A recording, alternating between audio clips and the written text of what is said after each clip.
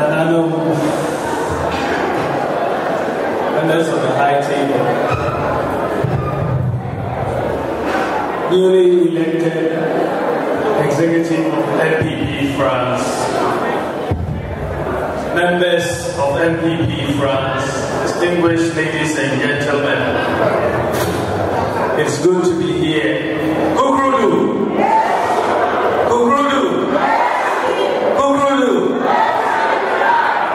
I bring you warm greetings from our next President of the Republic of Ghana, Nana Addo Dankwa Akufo-Addo.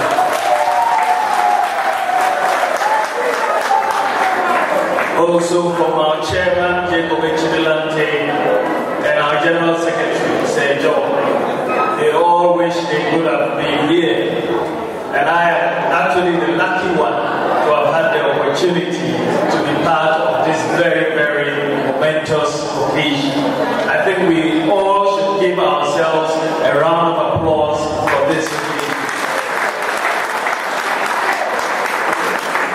I congratulate NPP France for this historic move. From our point of view as a party, the branches are so critical because they form the connection between Ghana and the rest of the world, and most importantly, many important countries. And therefore, it's so critical that France, as the seventh largest economy in the world, should have a fully fledged NPP branch. And I'm very grateful it has happened tonight.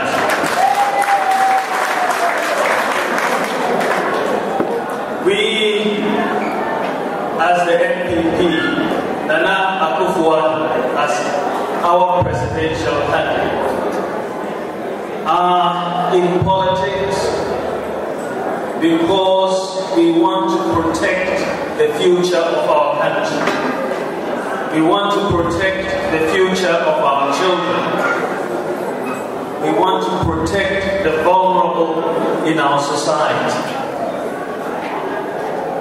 The first NPP government under President Kufuor made major strides in moving this economy of Ghana from a low-income, epic economy to a middle-income country in about 8 years.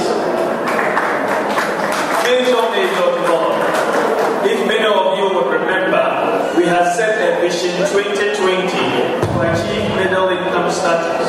Instead of achieving it in 2020 under the NPP, Ghana achieved it in 2008, within 8 years. So it was remarkable.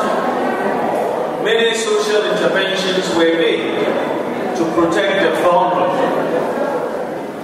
The National Health Insurance Scheme, the National Youth Employment Program, school fee, capitation grant, Metro Mass Transit, free maternal care, and so on. We also had a very stable currency. The cedi attained a level of stability to the extent that by the time the NPP government left office, there was a virtual equivalence between the cedi and the dollar at the time. What we see today in Ghana is a major erosion of all the gains that were made under the NPP. The National Health Insurance Scheme is collapsing. The school feeding program is under threat. National youth employment is deteriorating. The pass rates of basic education have fallen dramatically. And we have had increased unemployment in the economy. The cost of living has increased phenomenally. And the exchange rate is collapsing like a brick. In fact, when I gave a speech recently about our exchange rate, you saw the graph and the cedi kept going up and it's now at just about 2 cedis to the dollar. And this is what I call the Midonyami exchange rate. Because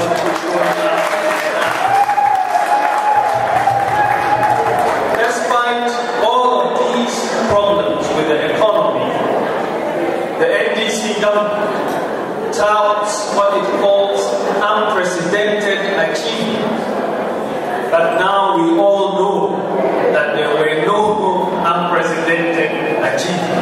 we've rather had a major waste of an opportunity, because in the last 3.5 years, cocoa prices have almost doubled, gold prices have almost doubled, and we have become an oil producer. And in addition to that, the government has borrowed more money in 3 years than all governments put together since independence.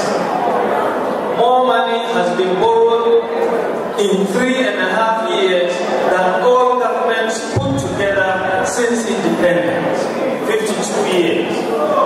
So where really has all of this money gone? We go around the country and we do not see any evidence of where all of this expenditure has taken place with these major opportunities that have been presented to this government. And this is why I say that this election in 2012 is about the protection of the future of this country, the future of our children, the future of the African society. We have a very clear alternative to present. Nana Addo Dankwa Akufo-Addo has a very clear alternative to present to the people of Ghana. And let us understand that we, by the grace of God, have a new Ghana coming on the horizon. We want to make major strides in terms of economic transformation. Things just don't happen, unfortunately. Things have to be made to happen. And some of the things that we are going to make to happen will have to be done collectively with the support of all of you. We have to understand that the world that we live in works by certain rules. There are rules of the game.